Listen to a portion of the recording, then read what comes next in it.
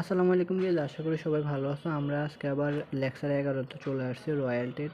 তো দেখি আজকের ক্লাসটা কীভাবে হয়েছে। এখানে বলছে the lessor of a mine is to be paid royalty of টাকা 100 per each ton of ore extracted.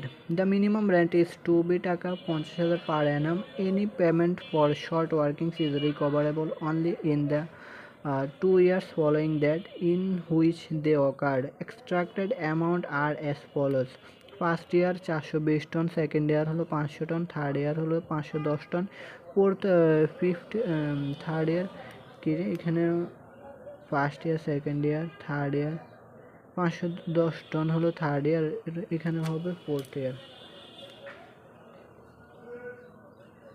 এখানে হবে কি fourth year. So fourth year হলো 410 টন আর 480 ton. Prepare the royalties, short workings and landlord account. আমাদের ledger করতে বলছে এগুলো। সো প্রথমে আমরা করে নেব, তা ইয়ে কী কয়, প্রথমে আমরা জার্নাল করে নেব, এরপরে লেজার করব।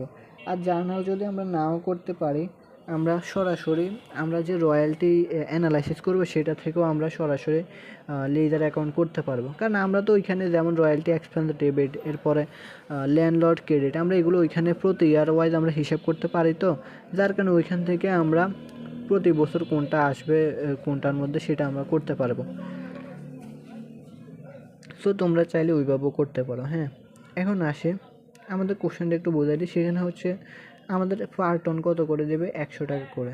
সো 100 × 420 গুণ করলে আমাদের অ্যাকচুয়াল রয়্যালটি এভাবে করবে এগুলা।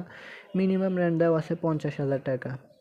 এরপর হচ্ছে এনি পেমেন্ট ফর শর্ট, যদি কোনো শর্ট হয় recoverable only in the 2 years following, পরবর্তী 2 বছরে সেটা পরিশোধ করতে পারবে। ওকে, সো এগুলো এটা তো একদম ইজি ম্যাথ। তো আশা করছি তোমরা এটা পারবা। এখন আসি আমরা আরেকটা ম্যাথ দেখি।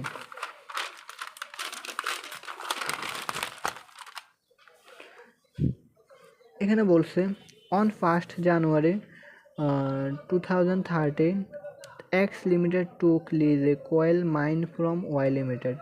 The terms being a royalty of টাকা 750 a ton of coal raised subject to a minimum rent of টাকা 50,000 per annum with a right to recoupment of short workings over the past 4 years of the lease.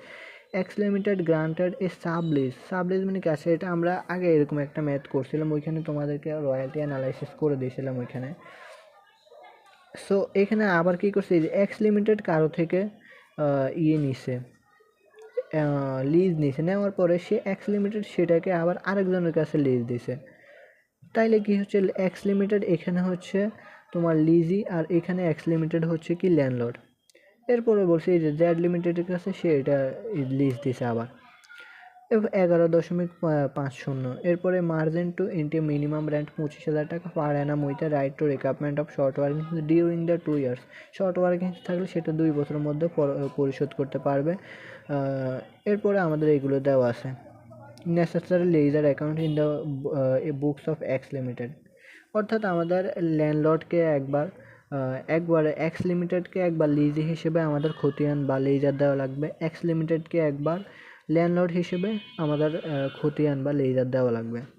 ওকে, এখন আমাদের দেখি এখানে এটা তো আর কোনো বেজাল নাই, কারণ এখানে আমাদের কত করে 750 টাকা করে দিয়েছে, এটা দিয়ে এটা গুণ দিলে অ্যাকচুয়াল রয়্যালটি পাবো। মিনিমাম রেন্ট দেওয়া আছে 50,000 টাকা। এরপরে কোনো শর্ট থাকলে সেটা ফার্স্ট 4 years 4 বছরের মধ্যে সেটা পরিশোধ করতে পারবে। আর এখানে হচ্ছে কত বছরের মধ্যে পরিশোধ করতে পারবে, 2 বছরের মধ্যে পরিশোধ করতে পারবে। এখানে আমাদের মিনিমাম রেন্ট হচ্ছে 25,000 টাকা, আর হচ্ছে কী কয় প্রতি টন হচ্ছে 11.50, 11.5 টাকা করে। সো এগুলো তোমরা রয়্যালটি অ্যানালাইসিস করে এরপরে জার্নাল করে করতে পারো, কিংবা সরাসরি রয়্যালটি অ্যানালাইসিস বক্স থেকেও করতে পারো। তারপরে আমাদের এইগুলো অ্যাকাউন্টগুলো করবা। সো আশা করছি তোমরা বুঝতে পারছো। এরপরে যদি কেউ না বুঝতে পারো অবশ্যই কমেন্টে অথবা ইনবক্সে জানাবা। ধন্যবাদ।